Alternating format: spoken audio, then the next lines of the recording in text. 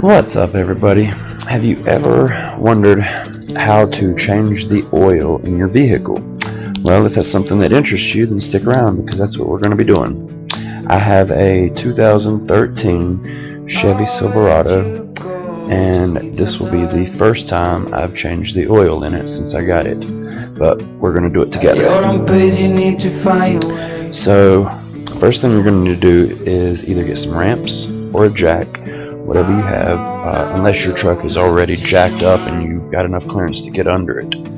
So first thing you're going to want to do is get it up on the ramps or jack or whatever you have, and give yourself enough clearance so you can get up under it, do what you need to do. Be very careful though when pulling up on these ramps. I've never done it, but I can see it'd be very easy to drive over the end of them, and that would not be good. So you're going to be very careful pulling up on them. Now I use a tarp when I'm doing this because I don't want to get no oil on my driveway, or at least minimize it if any does spill. So you're going to need an oil pan drain. You're going to need oil, an oil filter, and some basic tools. Depending on what your vehicle is, the size of the oil plug drain might be a little different. And as you're about to see, I didn't know exactly which size I needed, so I was trying different sizes, and it took a few tries to get the right one. But I mean, that's just part of mechanic work. You kind of get more familiar with the sizes as you go. As you can see, that one was too small, that one's too big, that one's also too small.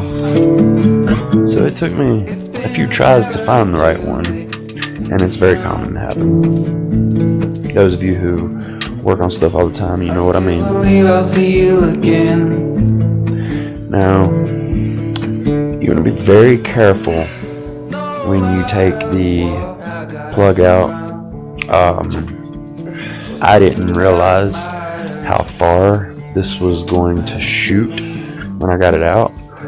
Most of my drains have been like at an angle or down pointing. This one was completely sideways, so I wasn't sure where the oil was going to land.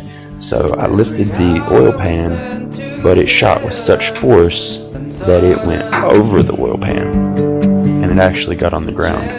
So I want to make sure you get a little bit of a shot of that. I just hope we could stay together.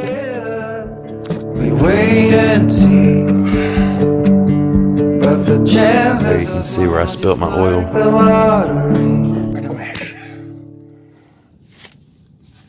So give it plenty of time, let all of it drain out. Even if it's down to a trickle, let it drain a good 10-15 minutes even, until it completely stops, till nothing else is coming out. Then put your plug back in. The next thing you're going to do is remove the filter. Keep your pan under it because it's going to drain down. Let your filter drain into the pan and all. And then I always clean up my engine the best I can, wipe it off. Now when you're putting your new filter on, you want to make sure you put some new oil around the O-ring. That gives you a good seal when you tighten it down. I always also do mine by hand. As you see, I didn't use an oil ring wrench. Sometimes they're on so tight that you have to use some kind of wrench to get them off.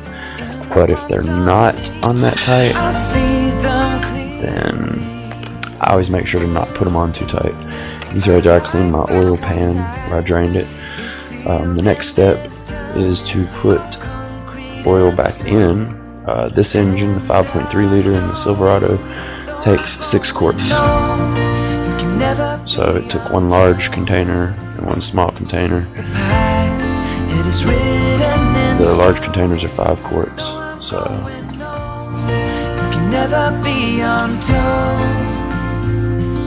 those are the tools I ended up getting out because they weren't working. I had to keep grabbing other tools. And then I always start my truck up and let it run for a minute or two to let the oil circulate through the oil filter, and then you'll check it one last time to make sure it's still full. And then I guess the only thing left to do After cleaning up all this is to go get some dinner from Taco Bell. Memories flash in front of me, I see them clearly. A life I once had is sealed in this house of concrete and stone. And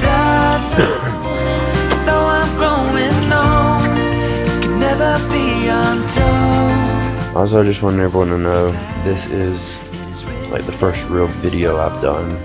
So it took me a while to make this because I was having to learn how to edit.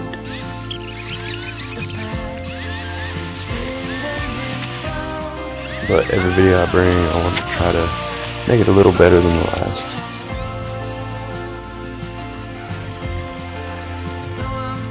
So if you guys enjoyed that content, consider subscribing, all that good jazz.